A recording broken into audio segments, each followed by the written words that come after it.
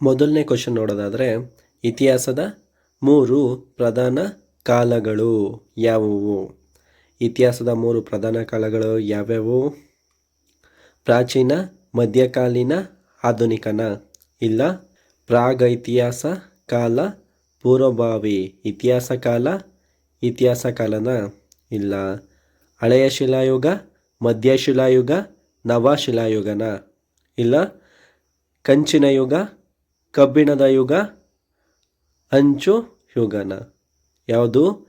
ಇತಿಹಾಸದ 3 ಪ್ರಧಾನ ಕಾಲಗಳು ಪ್ರಾಗೈತಿಹಾಸ ಕಾಲ, ಪೂರ್ವಭಾವಿ ಇತಿಹಾಸ ಕಾಲ ಮತ್ತು ಇತಿಹಾಸ ಕಾಲ.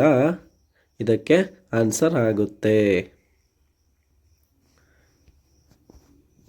ಮುಂದಿನ ಕ್ವಶನ್ ನೋಡೋದಾದರೆ, ಮಾನವರ ಇತಿಹಾಸದಲ್ಲಿ ಪ್ರಾಗೈತಿಹಾಸ ಕಾಲವು ಎಷ್ಟು ಶೇಕಡ ಕಾಲಾವಧಿಯನ್ನು ಒಳಗೊಂಡಿದೆ? ಮಾನವರ ಇತಿಹಾಸದಲ್ಲಿ ಪ್ರಾಗೈತಿಹಾಸ ಕಾಲ ಎಷ್ಟು ಶೇಕಡ ಕಾಲಾವಧಿಯನ್ನು ಒಳಗೊಂಡಿದೆ? 50%? ಇಲ್ಲ. 75%? ಇಲ್ಲ. 90%? ಇಲ್ಲ. 99%? ಎಷ್ಟು? 99% ಮಾನವರ ಇತಿಹಾಸದಲ್ಲಿ ಪ್ರಾಗೈತಿಹಾಸ ಕಾಲವು ಒಳಗೊಂಡಿದೆ ಅಂತ ಹೇಳ್ಬೋದಾಗಿರುತ್ತೆ. ಮುಂದಿನ ಕ್ವಶನ್ ನೋಡೋದಾದರೆ, ಮೇಲಿನ 3 ಕಾಲಗಳನ್ನು ವರ್ಗೀಕರಿಸಲು ಬಳಸುವ ಮಾನದಂಡ ಯಾವುದು? ರಾಜರ ಆಳ್ವಿಕೆನ? ಇಲ್ಲ. ಭೌಗೋಳಿಕ ಸ್ಥಳನ? ಇಲ್ಲ. ಅಕ್ಷರ ಜ್ಞಾನನ? ಇಲ್ಲ. ಆರ್ಥಿಕ ಸ್ಥಿತಿನ? ಯಾವುದು? ಅಕ್ಷರ ಜ್ಞಾನ. ಮೇಲಿನ 3 ಕಾಲಗಳನ್ನು ವರ್ಗೀಕರಿಸಲು ಬೇಕಾಗುವ ಮಾನದಂಡ ಅಕ್ಷರ ಜ್ಞಾನವಾಗಿರುತ್ತದೆ. ಮುಂದಿನ ಕ್ವಶನ್ ನೋಡೋದಾದರೆ, ಅಕ್ಷರ ಪರಿಚಯವೇ ಇಲ್ಲದ ಕಾಲಘಟ್ಟವನ್ನು ಏನೆಂದು ಕರೆಯಲಾಗುವುದು? ಅಕ್ಷರದ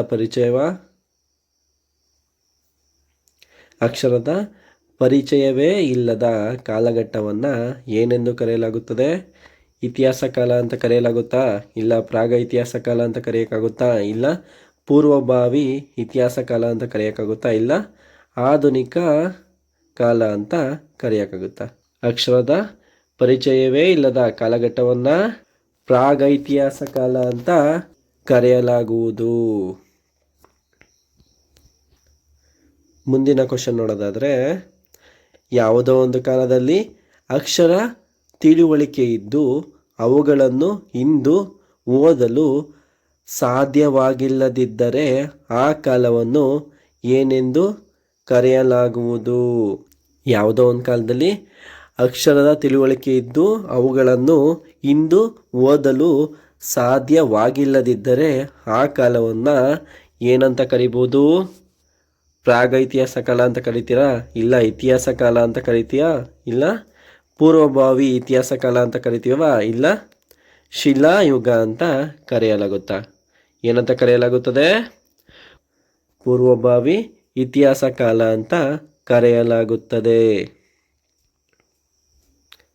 ಮುಂದಿನ ಕ್ವಶನ್ ನೋಡೋದಾದರೆ, ಯಾವ ಕಾಲಘಟ್ಟದಲ್ಲಿ ಅಕ್ಷರ ಪರಿಚಯವಿರುವುದೋ ಮತ್ತು ಆ ಅಕ್ಷರಗಳನ್ನು ಇಂದು ಓದಲಾಗುವುದೋ ಆ ಕಾಲವನ್ನು ಏನೆಂದು ಕರೆಯಲಾಗುವುದು? ಯಾವ ಕಾಲಘಟ್ಟದಲ್ಲಿ ಅಕ್ಷರದ ಪರಿಚಯವಿದ್ದು ಮತ್ತು ಆ ಅಕ್ಷರಗಳನ್ನು ಇಂದು ಓದಲಾಗುವುದೋ ಆ ಕಾಲವನ್ನು ಏನಂತ ಕರೀತಾರೆ? ಪ್ರಾಗೈತಿಹಾಸ ಕಾಲ ಅಂತ ಕರಿತೀರಾ? ಇಲ್ಲ. ಪೂರ್ವಭಾವಿ ಇತಿಹಾಸ ಕಾಲ ಅಂತ ಕರಿತೀವಾ? ಇಲ್ಲ. ಇತಿಹಾಸ ಕಾಲ ಅಂತ ಕರಿತೀವಾ? ಇಲ್ಲ. ಶಿಲಾಯುಗ ಅಂತ ಕರಿತೀವ? ಏನಂತ ಕರಿತೀವಿ?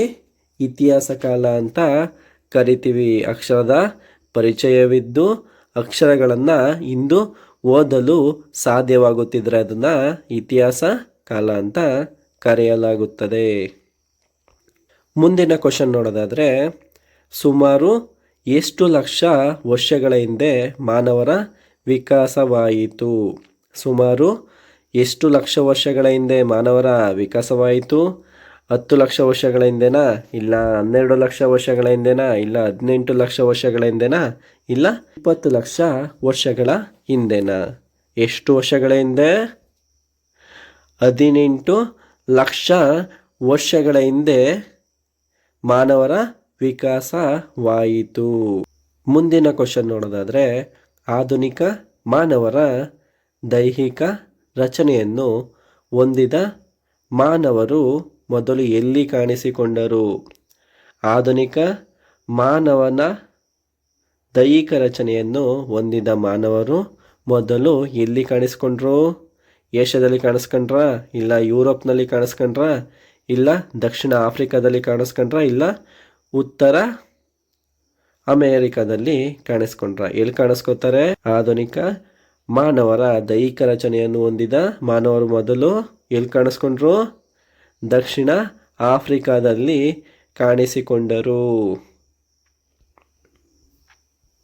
ಮುಂದಿನ ಕ್ವಶನ್ ನೋಡೋದಾದರೆ, ಪ್ರಾಗೈತಿಹಾಸ ಕಾಲದಲ್ಲಿ ಎಷ್ಟು ಹಂತಗಳಿವೆ?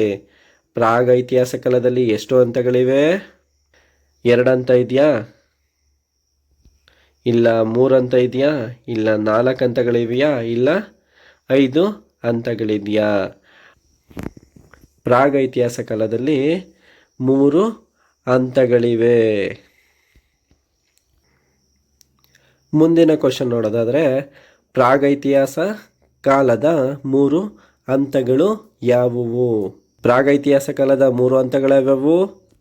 ಪ್ರಾಚೀನ, ಮಧ್ಯಕಾಲೀನ, ಆಧುನಿಕನ, ಇಲ್ಲ ಹಳೆಯ ಶಿಲಾಯುಗ, ಮಧ್ಯಶಿಲಾಯುಗ, ನವಶಿಲಾಯುಗನ, ಇಲ್ಲ ಕಂಚಿನ ಯುಗ, ಕಬ್ಬಿಣದ ಯುಗ, ಅಂಚು ಯುಗನ, ಇಲ್ಲ ಗುಹಯುಗ, ಕೃಷಿಯುಗ, ನಗರ ಯುಗನ? ಯಾವುದು? ಪ್ರಾಗೈತಿಹಾಸ ಕಾಲದ 3 ಹಂತಗಳು ಹಳೆಯ ಶಿಲಾಯುಗ, ಮಧ್ಯಶಿಲಾಯುಗ ಮತ್ತು ನವಶಿಲಾಯುಗ.